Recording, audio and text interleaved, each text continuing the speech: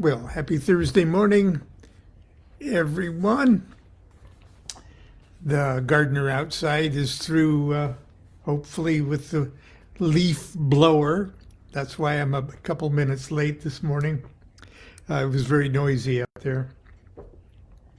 I want to talk, I'm going to take a little break from discussing the events surrounding the High Holy Days of Thelema. Don't worry, we'll get back into it, including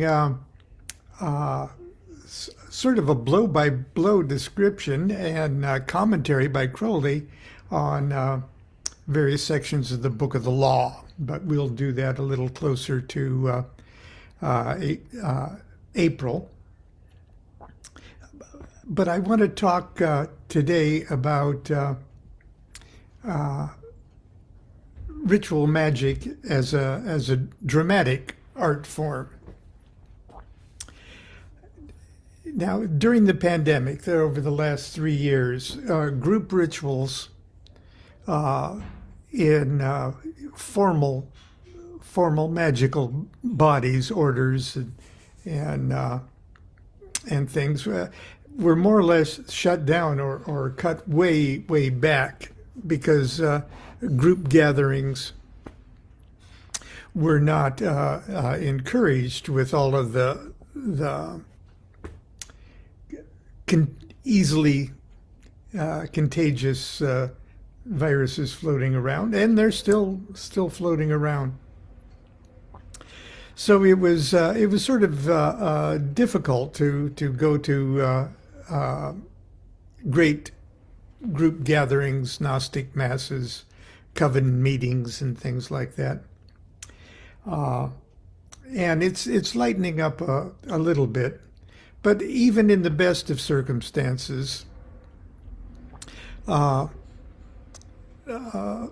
individuals in more provincial areas, not big cities and urban things where you can easily gather up 20 or 30 people interested in esoteric things for a group ceremony or a meeting of some kind. And we've been pretty much stuck at home. But if you've got a living room, you've got a stage. And if you've got furniture, you've got sets. And if you've got cloth or cardboard boxes, you have altars. If you've got candles, you've got lighting. And if you've got imagination, you've got the potential for a parlor magical drama. Now, when Constance and I first started to do lodge activities in our home, we always did it in our home, and we were always lucky enough and had enough sort of group support to have not a big house, but even when we were in our most modest circumstances, we could clear the living room for initiation rituals, clear the garage for initiation rituals, arrange our backyard for initiation rituals. And we got very comfortable improvising absolutely everything with what we had. And just like the home entertainment that was very popular in the 1800s. Well, it's been forever in Europe, but most notably in the 1800s, people mounted for their own entertainment. They mounted rituals and plays in their own home. And if they were really imaginative, like the girls in Little Women, they wrote their own plays and printed out their own scripts and passed them around and put on improvised costumes and had dramatic rituals in their home, dramatic plays in their home. Once our lodge got going, we had a lot of people coming to Monday night class, and we just for fun in June, I'd print out a bunch of copies of Midsummer Night's Dream. We'd host a little party gathering in the backyard, have some lights, a bunch of wine, a bunch of scripts for the different characters of Midsummer Night's Dream, invite people over, and just at random hand out the parts. And we would read through Midsummer Night's Dream outside in the warm air under the tiki torches. It was absolutely fun. Now, largely due to the efforts of Lady Chandria of the Berkeley or the Northern California OTO in the early 1980s, aided by the not only the dramatic help but the technical carpentry of our friend Vandermeer. I hope Vandermeer is watching still. Chandria, together with the Berkeley OTO, did The Rite of Saturn from Crowley's Rites of Eleusis. And I guess it was absolutely fun. Okay, I don't know if there's any films of it, but it was really fun. And she approached us down here in then Southern California and said, hey, the next rite is the rite of Jupiter. And Grady McMurtry played Saturn in our Rite of Saturn. It'd be cool if you guys did the Rite of Jupiter. And Grady came down for the Rite of Jupiter too. So it was great, and we did, and that started us off on doing Rites of Eleusis in our living room. Now, since then, over the years, it caught on, and the rites were performed and still are. We took a dent during the pandemic, but I want to encourage you, if you've got just a handful of friends that you feel safe being in the same room with, you've got a cast of characters. Constance just sat down in the rocking chair and heaved a sigh of,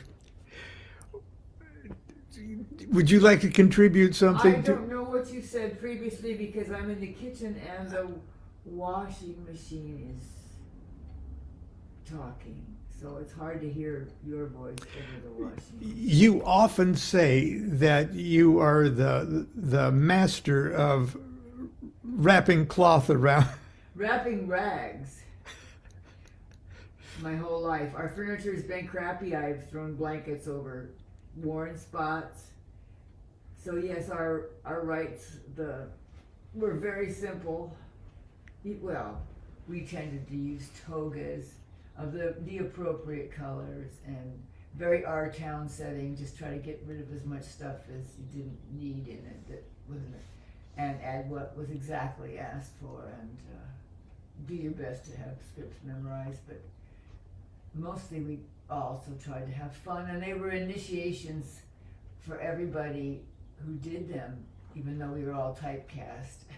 we were lucky we picked sort of who we wanted to, parts we wanted to play, and we did them once a month for a while, so you were living that character for a month, and you really got a lot out of it that way. And I don't think.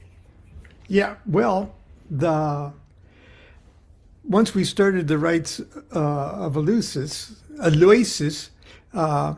there's 7 of them. Crowley wrote they're planetary rituals, and they're a trip down the tree of life, and the characters in it are the proper elemental, planetary, or zodiacal characters, and it isn't 7 rituals. It's 1 rituals with 7 acts. And like Constance says, studying the part, doing the part, just for a living room performance of it, is an initiatory experience in and of itself. And your family will love it if you do it too. It won't have any effect on your children whatsoever. Your kids will love it. In fact, in the summertime, we would, for many years, gather our friends together in the backyard or in the living room, and everybody get a copy, or we had quite a few copies of Shakespeare's Midsummer Night's Dream, and we all had parts and just read through that because it was fun. So it's a bit of a 18th, 19th century amusement when there was no TV or something, but everybody put plays on in their parlors and living rooms and libraries. And even the characters that are supposed to dance themselves into exhaustion, we can pick the most awkward most awkward of our cast members to do the. We just had to get somebody to volunteer for that part. And our laughter was enough to we'd laugh ourselves into intoxication. I just want you to think about it. If you've got a few friends, it doesn't have to be the rites of Lucis, but if it is, you've got it ready-made. And 10 years ago, I was asked to curate and introduce this series called The Best of the Equinox from Weiser. And there's 3 of them: sex magic, Enochian magic, and dramatic ritual. And because the rites of Aloysius themselves are found in Equinox Volume 1, Number 6, and not everybody has an Equinox Number 1, Volume 6, I've got the entire rites of Aloysius in this book. With very awkward stage directions that you have to figure out, and don't be afraid to make a mistake. Right, and you'll get to chew the scenery reading great poetry if your part calls for that. The poetry itself, Swinburne,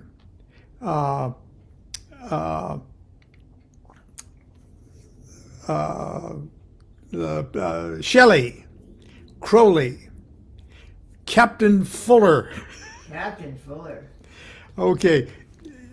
I've even got Captain Fuller's entire treasure house of images in here. Okay. And far from me, as somebody that's involved with publishers, far from me encouraging you to illegally make copies, I'm encouraging you to get the book and then illegally make copies of each of the rites of Eleusis so you can have scripts, okay? And start with Saturn. Just don't do it for, just don't sell them. Don't sell them, certainly not. Keep them and use them again. Yes. And mark them up for stage directions. So what if you don't understand what's going on? Walking through it, rehearsing it, you'll learn what's going on, or at least you'll debate what is and is not going And they're on. mostly to put you in the mood of the planet as it falls. Right. Anyway, into the next one. So it's a roller coaster ride of fun. It is. And we you would, feel like you're in show business. and you don't have to do it for anybody but yourself. If you and 5 friends, okay? And an audience of 5 more friends who don't want to take part. Yeah. That's And it's an excuse for a potluck dinner. It's an excuse for great warm fellowship. You have to have a potluck dinner Got to have a potluck dinner. afterwards. You got to eat the God. No, afterwards. So that's our plug. Yeah, and the reason You could do it with masks on if you had to. We would these days. masks. You could. I mean, Yeah. you could. There's no reason you couldn't wear a mask You could wear your as long as I could hear you through it. You're only limited by your own imagination on how this should go. Now, over the years, they've been done on mountaintops and in deserts and on stage. There's a rock opera written by the brethren up in Seattle. You can it's sold. There's videos of it. It's And every style is different. yeah. But hopefully the words are all the same. Yeah.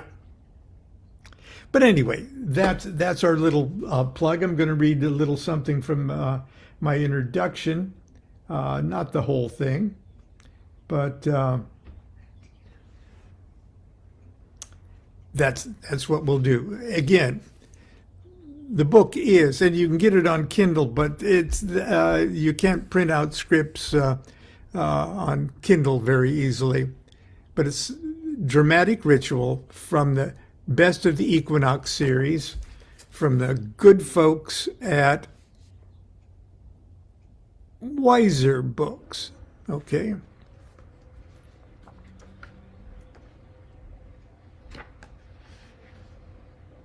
I grew up, the world of magic is a stage.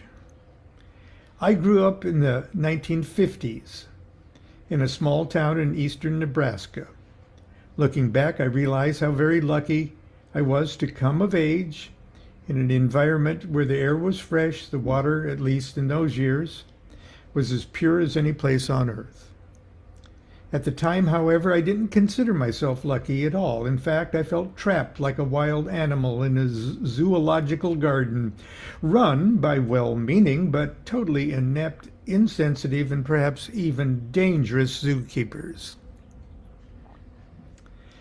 I was painfully isolated and felt as if I were the only person in town that engaged in any form of self-examination.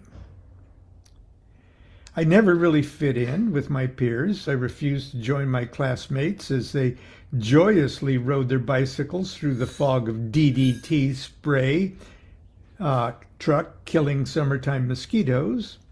I rejected the ridiculous explanations of God, creation, and my own existence, proffered with unquestioning conviction by my Sunday school teachers. Television would be my only link to the outside world, a world of comedy and wit, art and music, ideas and drama. Thank God there was a movie theater in town, because the cinema transported me to an adult world of beautiful women, handsome men and heroes and villains, adventures of the soul acted out in faraway places, and times past and future. The theater was, for me, holy ground. It was my temple, my church, my university. Every Saturday and Sunday, I worshiped at the altar of the silver screen. Movies delivered everything that church was supposed to deliver. They liberated, then elevated my consciousness, fired my imagination, ignited my libido, and brought me body and soul into the living presence of the gods. I yearned to be on stage, and as I grew older, auditioned for every school, church, and community production, play, musical that presented itself. Contrary to what you might think, drama did not present an opportunity for me to escape or get out of myself, but a chance for a few moments to be myself.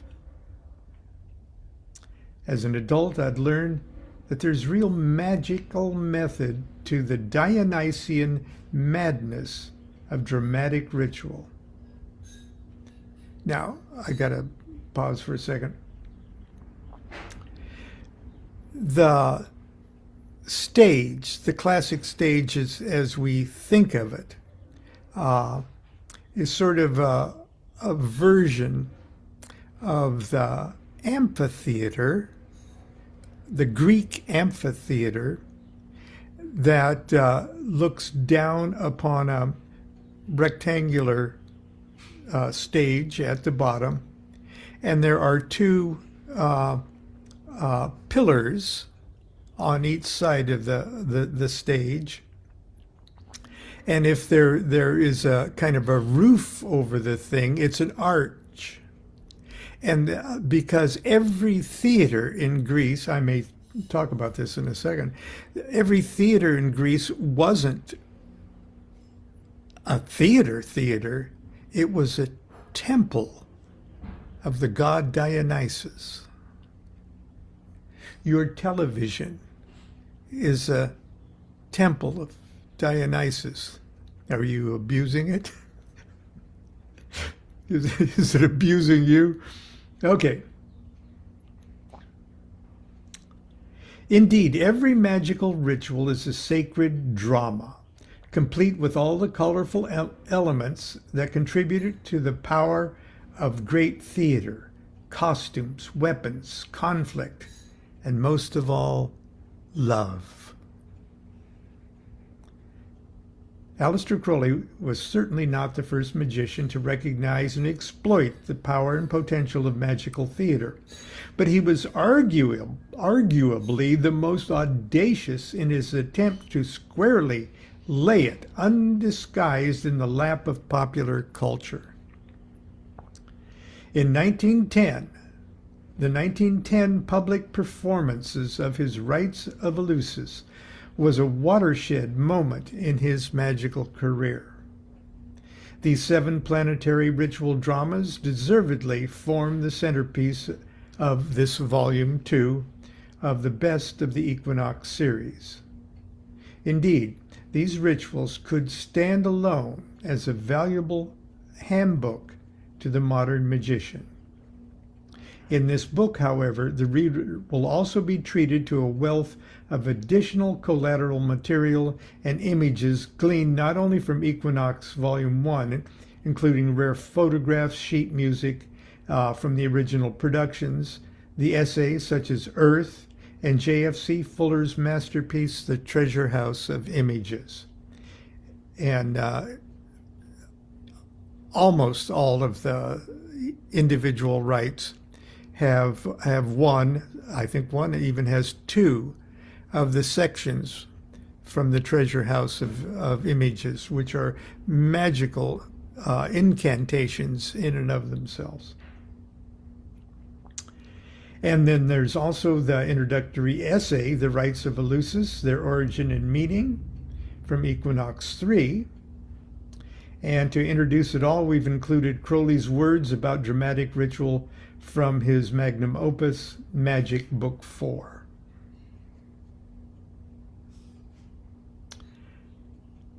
Okay, I'm going to just read the next paragraph and then we'll close for today.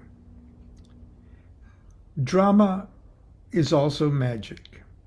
In fact, it's the oldest form of magic.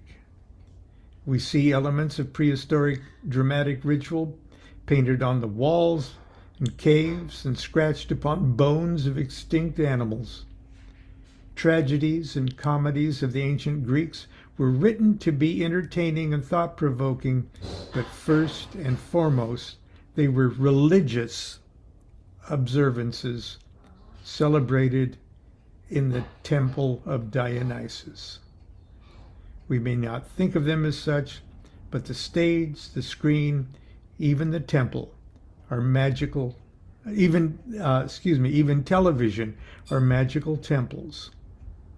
As we watch and listen, we become living triangles.